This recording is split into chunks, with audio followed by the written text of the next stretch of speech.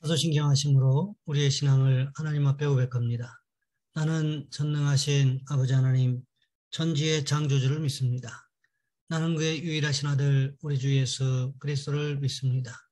그는 성령으로 잉태되어 동정녀 마리아에게서 나시고 본디오 빌라도에게 고난을 받아 십자가에 못 박혀 죽으시고 장사된 지 사흘 만에 죽은 자 가운데서 다시 살아나셨으며 하늘에 오르시어 전능하신 아버지 하나님 우편에 앉아 계시다가 거기로부터 살아있는 자와 죽은 자를 심판하러 오십니다. 나는 성령을 믿으며 거룩한 공교회와 성도의 교제와 죄를 용서받는 것과 몸의 부활과 영생을 믿습니다. 아멘. 찬송가 208장입니다.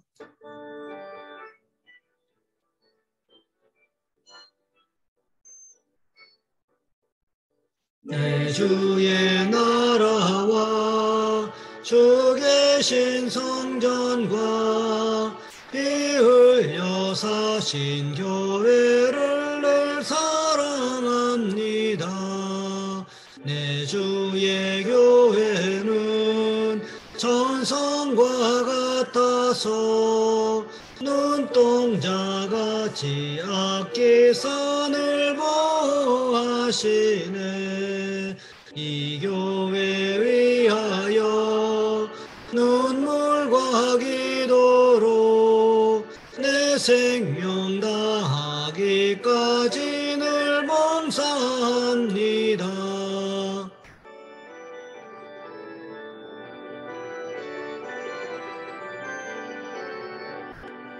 성도의 교제와 교회의 위로와 구주와 맺은 언약을 늘 기뻐합니다.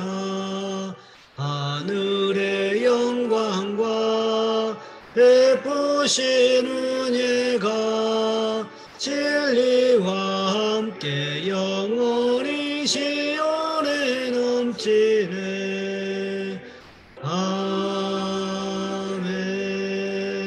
아멘. 오늘 말씀 열왕기하 19장에서 보겠습니다. 열왕기하 19장 8절로 19절까지 말씀입니다. 제가 가진 성경은 구약 성경 596쪽에 있습니다. 제가 봉독해 드립니다.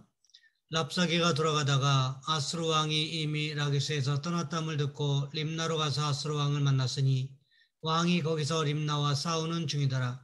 아스루 왕은 고스 왕 디르하가가 당신과 싸우고자 나왔담을 듣고 다시 히스기야에게 사자를 보내며 이르되 너희는 유다의 왕 히스기야에게 이같이 말하여 이르기를 내가 믿는 내 하나님이 예루살렘을 아스루 왕의 손에 넘기지 아니하겠다는 말에 속지 말라. 아스루의 여러 왕이 여러 나라에 행한 바 진멸한 일을 내가 들었나니 내가 어찌 구원을 얻겠느냐. 내 조상들이 멸하신 여러 민족 곧 고산과 하란과 레셉과 들라살에 있는 에덴 족속을 그 나라들의 신들이 건졌느냐. 하마드 왕과 아르바드 왕과 스발와임 성의 왕과 헤나와 아와의 왕들이 다 어디 있느냐 하라 하니라. 히스기야가 사자의 손에서 편지를 받아보고 여호와의 성전에 올라가서 히스기야가 그 편지를 여호와 앞에 펴놓고 그 앞에서 히스기야가 기도하여 이르되 그룹들 위에 계신 이스라엘의 하나님 여호와여 주는 천하만국의 홀로 하나님이시라. 주께서 천지를 만드셨나이다. 여호와여 귀를 기울여 들으소서. 여호와여 눈을 떠서 보시옵소서. 사내립이 살아계신 하나님을 비방하러 보낸 말을 들으시옵소서. 여호와여 아스루 여러 왕이 과연 여러 민족과 그들의 땅을 황폐하게 하고 또 그들의 신들을 불에 던져 싸우니 이는 그들이 신이 아니요 사람의 손으로 만든 것 곧 나무와 돌뿐이므로 멸하였나이다. 우리 하나님 여호와여 원하건대 이제 우리를 그의 손에서 구원하옵소서. 그리하시면 천하만국이 주 여호와가 홀로 하나님이신 줄 알리다 아니라. 아멘. 오늘 본문의 말씀을 가지고 하나님이 일하실 때라는 제목으로 함께 말씀을 살펴보겠습니다. 폴라 커트가 쓴 작은 위로라는 글이 있습니다. 부활절 휴가 기간 한 여인이 자신의 딸에게 벌어진 비참한 일로 인해서 마음이 무척 무거워져 있었습니다. 1년 전 공항 관제사로 일하던 딸의 남편이 떠나버렸는데 그 충격과 슬픔으로 딸이 아무 일도 제대로 하지 못하고 있었기 때문입니다. 그래서 딸 아이를 방문하고 그 도시를 떠나기 전 손자들을 위한 선물을 사려고 그 사람은 공항의 한 가게 앞에 멈추어 섰습니다. 계산하는 점원이 미소를 지으며 묻습니다. 제 고향인 이 도시를 얼마나 좋아하세요? 참 아름다운 곳이네요. 하지만 나는 어디를 가나 그렇게 말하지요. 고개를 끄덕이던 점원이 이어 말합니다. 예, 하나님은 우리가 누릴 수 있도록 세상을 참 아름답게 만드셨어요. 아주 다양하게 말이에요. 그런데 휴가 기간 동안 어떤 것을 보셨나요? 점원의 말을 듣는 순간 딸아이가 갑자기 생각나 눈물이 솟구쳤습니다. 마음속 슬픔이 너무 커 밖으로 터져 나올 것 같았습니다.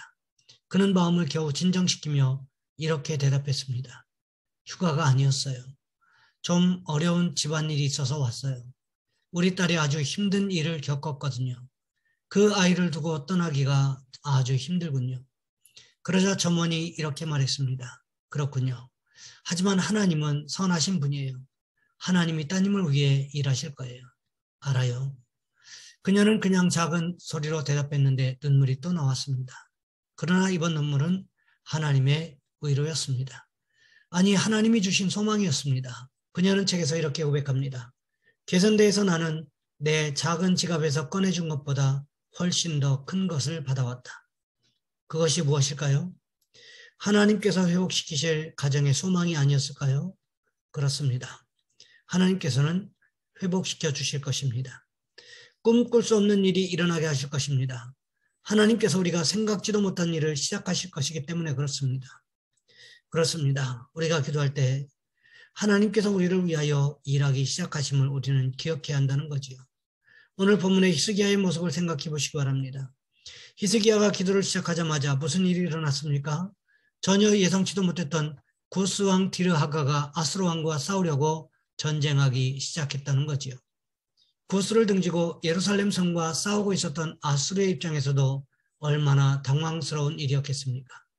처음 아수르의 전략은 예루살렘을 정복하고 남왕국 유다를 발판 삼아 구스를 정복하는 것이었습니다.